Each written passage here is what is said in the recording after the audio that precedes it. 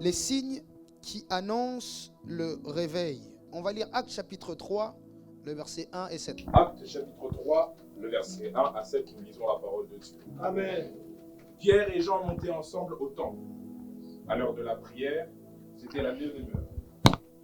Il y avait un homme boiteux de naissance qu'on portait et que l'on plaçait tous les jours à la porte du temple appelé la Paix, Oui. pour qu'il demandât de l'aumône à ceux qui entraient dans le temple. Alléluia. Cet homme, voyant Pierre et Jean qui allaient y entrer, leur demanda l'aumône.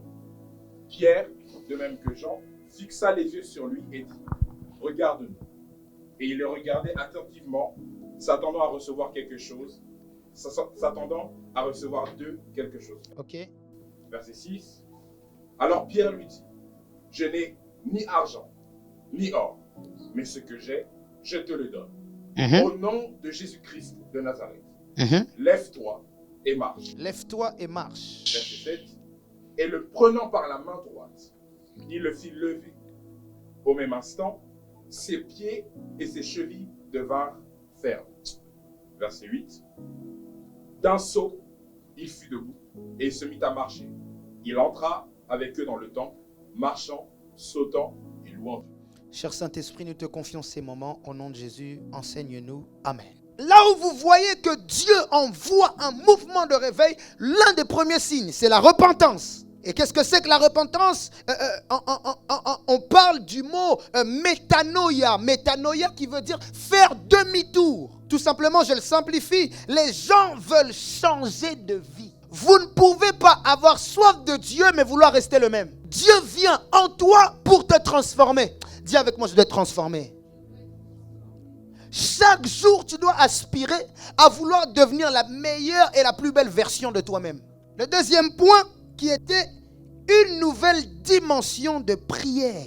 L'un des signes d'un nouveau mouvement de Dieu dans la vie du croyant ou dans l'église, c'est la prière. Aucun homme, aucune église n'est passé à une nouvelle dimension sans avoir eu accès à une nouvelle dimension de prière. Même la vie de Jésus était une vie extrême de prière. Jésus veut aller choisir les disciples. La Bible dit il prie toute la nuit pour choisir seulement 12 disciples. C'est-à-dire qu'il y a des étapes, des dimensions de ta vie qui demandent une certaine dimension de prière.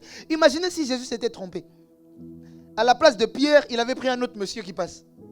Ça aurait été terrible pour la destinée de l'église. Écoute, il y a des étapes de ta vie où tu n'as pas le droit de te tromper. Et ce qui rend ta pensée claire, c'est la prière. La prière, ce n'est pas seulement parler à Dieu. La prière, c'est aussi le moyen de clarifier la volonté de Dieu dans mon esprit. Il y a des choses dans ta vie que tu ne pourras que atteindre à la dimension où tu es chargé de Dieu. Écoute, il n'y a rien que Dieu te demande que tu ne peux faire sans lui. Si Dieu te demande quelque chose, il n'est pas en train de t'envoyer à le faire sans lui. Tu dois le faire avec lui. Mais ce qui te permet d'aller avec Dieu, c'est la prière. Voilà pourquoi Moïse est en train de dire, ne nous laisse pas aller. Si tu ne fais quoi? Si tu ne viens pas avec nous. Et Moïse était un homme de prière. C'est quand la dernière fois que tu es resté devant Dieu à prier. Et là, je ne dis pas venir prier pour lui demander quelque chose. Venir prier parce que tu sens que cette atmosphère-là, c'est là où tu aimes être. Aujourd'hui, les enfants de Dieu aiment tout faire, sauf rester avec Dieu. Ils prennent du plaisir à tout, sauf être avec Dieu. Comment tu veux vivre Dieu sans être avec lui? Quand le diable veut t'atteindre, il n'a pas besoin de te rendre malade ou de t'envoyer une maladie, non? Il va te distraire. Si tu ne pries plus, tu t'éteins. Si tu ne pries plus, tu es comme un poisson hors de l'eau. Si tu ne pries plus, tu ne respires plus. Parce que la prière, c'est la respiration du chrétien. La Bible dit, les enfants d'Israël sont en Égypte et leur peuple est en train de s'agrandir. Qu'est-ce que Pharaon dit? Occupez-les. Donnez-leur encore plus de travail. Parce que s'ils travaillent, ils n'auront pas le temps d'aller prier. Il est possible que ton surplus d'activité soit une méthode du diable pour t'empêcher de prier. Ah non, mais j'ai trop de choses à faire en ce moment. Et quoi? Dans tout ce que tu as à faire, trouve du temps pour Dieu. Et la prière, c'est l'arme. Voilà pourquoi quand nous prions ici à la cité, nous ne sommes pas en train de jouer. La prière, c'est l'écrasement de l'ennemi, frère. Quand on prie, prie. La prière, c'est sérieux. Quand tu pries, tu es en train d'investir dans l'avenir. Voilà pourquoi ne te fatigue jamais. Même quand tu sens la fatigue te prendre. Ah, rebobo, shanda labaya. Même si tu as 5 minutes qui traînent. Rebababababa, chaka. Parce que la prière n'est pas un jeu. Priez, priez, priez. J'aime comment papa le dit. 1, la prière. 2, La prière. 3, la prière. Dans le classement des méthodes de réussite, il n'y a que la prière. La prière est un signe d'abandon. Celui qui prie, il prie parce qu'il se sent faible. En fait, la prière, c'est pour ceux qui ont besoin d'eux. Ça ne t'est jamais arrivé, tu te mets à genoux pour prier, c'est plus la prière, c'est les larmes. Parce qu'en face de toi, tu commences à voir en face de toi-même tes imperfections. Tu vois que, non Seigneur, sans toi, je ne peux pas. La prière, c'est pour ceux qui se reconnaissent faibles. Parfois, vous ne priez pas parce que vous êtes fort. Donc, tu sens qu'avec ou sans Dieu, je le ferai. Donc, est-ce que j'ai besoin de prier? Le réveil descend là où des personnes commencent à avoir l'attitude de ce cantique qui dit « Prends tout de moi. Je te donne tout. » Est-ce que comme tu es là, Dieu a le contrôle de ta vie? Dieu, c'est comme cette graine, quand tu la mets dans le sol, tout pousse. Le travail pousse, le mariage pousse, tout pousse, tout pousse. Écoute, ça sert à quoi de tout avoir sans Dieu? La prière est cette arme qui me permet de maintenir ma relation et mon feu avec Dieu. Voilà pourquoi la prière, ce n'est pas une histoire de sensation, mais de décision. On ne prie pas parce qu'on a envie, on prie parce qu'on dépend de celui qu'on prie. Mais celui qui maintient une relation de prière, c'est celui qui a compris que la prière n'est pas une histoire de ressenti, mais de vitalité. La prière est vitale. De la même manière que tu ne peux pas, là tu vas rentrer, tu vas manger, tu ne peux pas dormir le ventre vide. C'est la même chose. Tu ne peux pas t'engager dans une vie, à vivre une vie sans prière. Aspire à une nouvelle dimension de prière. Aspire à de nouvelles choses. 3e, aspirer à la manifestation de l'esprit. En Corinthiens, chapitre 2, le verset 4. Et ma parole. Et ma parole, suivez très bien. Et ma prédication. Et ma prédication Ne reposait pas sur les discours persuasifs. N'était pas fondée, ne reposait pas sur les discours persuasifs de la sagesse. Sur des discours persuasifs de la sagesse. Mais sur une démonstration. Mais sur une démonstration de puissance. D'esprit et de puissance. Oui. Afin que votre foi fût fondée non sur la sagesse des hommes, mais sur la puissance de Dieu. Paul dit, ma parole et ma prédication, mon enseignement que je vous donne ne repose pas sur des discours, mais elle est fondée sur la démonstration de l'esprit et de la puissance. L'un des signes qu'une personne ou qu'une église commence à aspirer au réveil, cette personne commence à aspirer à la manifestation de la puissance de Dieu. Écoutez, ta vie chrétienne, ta vie d'enfant de Dieu ne peut pas être fondée si tu ne vis pas Dieu. Elle ne peut pas être solide si tu ne vis pas Dieu. Écoute, Dieu n'est pas une fable. Dieu, ce n'est pas la lettre. Dieu, ce n'est pas le livre. Dieu, c'est la réalité. Et les enfants de Dieu aujourd'hui prennent la Bible comme une poésie. Ils lisent, par exemple, la femme à la peur des sang. Magnifique cette femme. Elle avait une foi. Mais toi-même, tu ne crois pas. Tu ne crois pas que la même chose que Dieu a fait, la même chose, il peut le faire encore aujourd'hui. Où sont les personnes qui croient que la Bible, quand la Bible dit vous imposerez les mains aux malades et les malades seront guéris, c'est la réalité. Où sont ces personnes qui croient que même si on m'emmène un cas critique, il peut revenir à la vie? Où sont ces personnes qui croient au miracle jusqu'à la dernière minute? Ça sert à quoi d'être en Dieu et de souffrir des mêmes choses que les païens? Écoute, moi, je crois au miracle. Un peuple qui commence à croire en la manifestation de l'esprit, c'est un peuple qui commence à croire au réveil. Quand tu es réveillé, tu vas commencer à croire à l'action de Dieu là où les autres ne croient pas.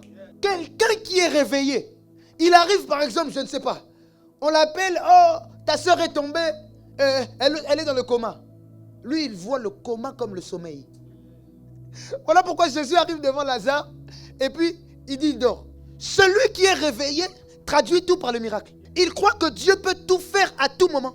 Écoute, jusqu'à la dernière minute, Dieu peut le faire. Dis à ton voisin, jusqu'à la dernière minute, Dieu peut le faire. On finit, 4e point, la sensibilité spirituelle. Regardez, viens, pasteur Israël, on va leur montrer un exemple. Toi, tu te mets devant. Toi, tu es Israël, hein? Tu es Jésus. C'est un exemple. La Bible dit, cette femme se faufile, elle vient, elle touche Jésus. Vous connaissez cette histoire? Marc chapitre 5. À partir du verset 21. Jésus était entouré de la foule. Qu'est-ce qui a fait que Jésus a senti une force sortir de lui? La sensibilité spirituelle. Jésus avait développé sa sensibilité spirituelle. Ça veut dire que quand quelque chose se passait dans l'esprit, il le savait. Quand quelque chose se passait dans l'esprit, il le sentait. Il avait développé sa sensibilité. Tellement il priait, tellement il restait avec Dieu, il était sensible. Au point où 2000 personnes le touchent, mais c'est qu'une personne l'a vraiment touché. Parfois, on a à l'église comme ça. Il y a des mouvements de Dieu qui se passent. Il y a des gens insensibles. Même sentir même un vent. Tu dois être sensible. Augmente ta sensibilité. Même Jésus était sensible. Il y a des moments où tu pries, c'est Seigneur, merci pour ta grâce, merci pour ta bonté. Et il y a des moments où mando, chanda, mando, robaba, yanda. Tu sens que tu pries, mais tu ne pries plus seul. Voilà pourquoi. Est-ce que les amoureux du réveil sont là? Le conseil de cette semaine, tu dois avoir des rendez-vous avec Dieu. L'un des secrets pour vivre des expériences spirituelles, c'est d'avoir rendez-vous avec Dieu. Parce que quand tu pries n'importe quand, tu attires Dieu. Quand tu pries à un rendez-vous précis, quand tu viens, il est déjà là. Parce que c'est un rendez-vous. Voilà pourquoi vous verrez les grands hommes de prière, les grandes femmes de prière ont un endroit fixe et une heure fixe pour prier. Vous allez voir dans leur maison, ils ont un petit coin, une petite chaise. Ils prient tout le temps, là, à la même heure. Parce que c'est un rendez-vous divin. Tu ne peux pas vivre des choses exceptionnelles avec... Je ne dis pas que tu ne peux pas prier à d'autres heures. Mais tes temps où tu veux vivre quelque chose avec Dieu, ça doit être précis. Parce que quand tu viens, Dieu est déjà là.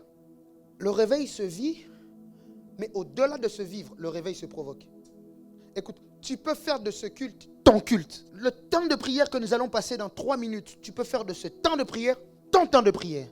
Tu peux faire de ce temps d'expérience ton temps d'expérience. Tout dépend de toi. J'ai compris avec le temps que les gens qui se lassent de Dieu ou les gens qui se lassent de venir à l'église, c'est les gens qui vivent rien avec Dieu. Écoute, quand tu continues à alimenter quelque chose qui ne produit pas, tu auras envie d'arrêter. Tu vois qu'en toi, bon, c'est ta faute, mais tu vois qu'en toi, il n'y a pas de changement. Tu vois qu'il n'y a pas de progression.